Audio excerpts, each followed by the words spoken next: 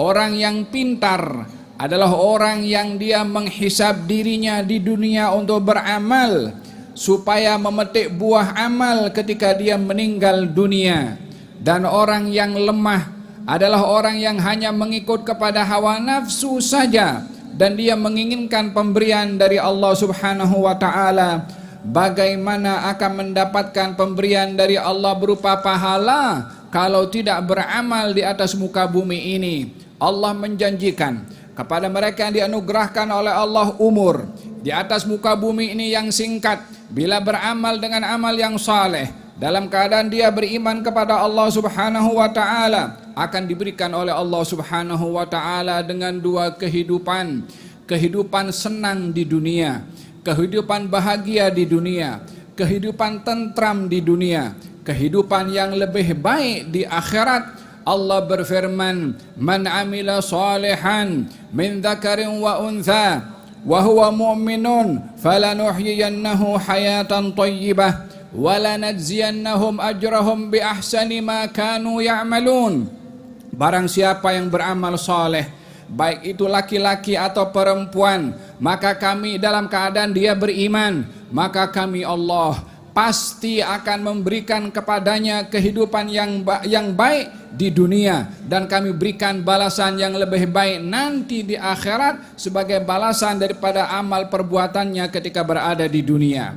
Fala wa rabbika la yu'minuna hatta yuhakkimuka fima shajara bainahum wa la yajiduna fi anfusihim harajan mimma qadaita wa yusallimu taslima. Tidak, demi Tuhanmu wahai Rasulullah Muhammad, tidak sempurna iman sesiapapun juga sehingga menjadikan engkau wahai Rasulullah sebagai hakim ke atas segala permasalahan yang mereka hadapi. Dan kalau engkau sudah memutuskan akan keputusan atas perbedaan yang terjadi antara satu dengan yang lain, tidak boleh ada perasaan tidak menerima dalam hati, dan mesti menerima serela-relanya apa yang telah diputuskan oleh baginda Rasulullah sallallahu alaihi wa ala alihi wa sahbihi wasallam. Kalau iman sudah masuk di dalam hati dan juga iman bersemadi di dalam jiwa, maka ia tidak akan keluar dan mengorbankan imannya hanya untuk habuan keduniaan. Yang rela mengorbankan nafsunya kepada keduniaan dan kebendaan demi mempertahankan iman, tidak mahu menjual imannya hanya untuk dunia, yang memperjuangkan agama dan bukan menjual agama. Orang yang beriman kepada Rasulullah, mengagungkan Rasulullah, membela Rasulullah, dan juga mengikuti Quran yang dibawa oleh Rasulullah, maka mereka itu adalah orang-orang yang beruntung. Iman, mengagungkan Nabi, membela Nabi, dan juga ikut Quran yang dibawa oleh Nabi. Tidak sempurna iman kalau tidak mengagungkan Nabi. Tidak sempurna mengagungkan Nabi kalau tidak membela ajaran yang dibawa oleh Nabi. Tidak sempurna juga kalau tidak mengikuti dengan bimbingan Al-Quran yang diturunkan oleh Allah kepada Nabi sallallahu alaihi wa ala alihi wasallam. Diangkat Nasibah oleh anak lelakinya. Kata Nasibah mengatakan, kamu jangan pedulikan aku, tolong Rasulullah, bela Rasulullah, lindungi Rasulullah. Dengan beriman kepada Nabi, dengan mengagungkan Nabi, membaca sirahnya, berselawat kepadanya, hadir majlis-majlis yang menceritakan tentangnya, wa nasaruhu, dan membela kepada Nabi dengan menjaga syariatnya pada diri sendiri, kepada keluarga, dan juga kepada kawan-kawan, dan juga mengikut Al-Quran yang turunkan oleh Allah kepada Nabi dengan membacanya dan juga bertadabbur, dengan memulakan diri insaf dan bertaubat kepada Allah, berazam untuk tidak melakukan dosa sekali lagi, dan juga berazam untuk melazimkan diri dalam majlis-majlis ilmu yang disebutkan macam-macam tadi sebentar tadi oleh Habib Ahmad Jamal bin Taha Ba'ad. Para penyebar ilmu, para pemangku ilmu, saat mereka berhenti jadi santri, maka berarti mereka berhenti jadi ulama. Sebab semakin bertambah ilmu seseorang, ya semakin dia belajar.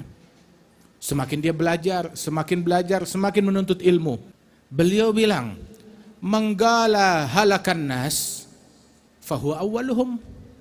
Yang bilang orang semuanya udah nggak ada yang benar, semua orang binasa, semua orang celaka. Maka yang ngomong adalah yang pertama celaka, yang pertama binasa, yang pertama sial. Kita disuruh sangka baik, optimis terhadap umat, dan kita optimis bahwasanya Islam akan berjaya. Tetapi berjayanya Islam adalah dengan kejayaannya dia di dalam rumah kita. Kejayaannya dia pada diri kita, pada keluarga kita. Jangan mengharapkan kami untuk ngajak umat kepada kalian, hei orang partai, hei calon-calon, jangan kamu mengharapkan kami akan mengajak umat kepada kalian. Tidak. Sebab kalau kami ngajak orang kepada selain Allah Ta'ala, kami takut menghadap kepada Allah Ta'ala, muka kami gelap gulita. Begitu yang beliau nyatakan. Kami hanya mengajak orang kepada Allah. Ajak semuanya untuk balik kepada Allah Subhanahu wa Ta'ala. Untuk mau dunia, silakan cari dunia, tapi dengan cara yang elegan, dengan cara yang santun, dengan cara yang baik, yang tidak melanggar syariat.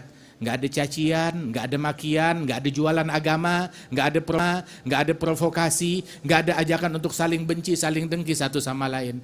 Nah itu kita yang diperintah.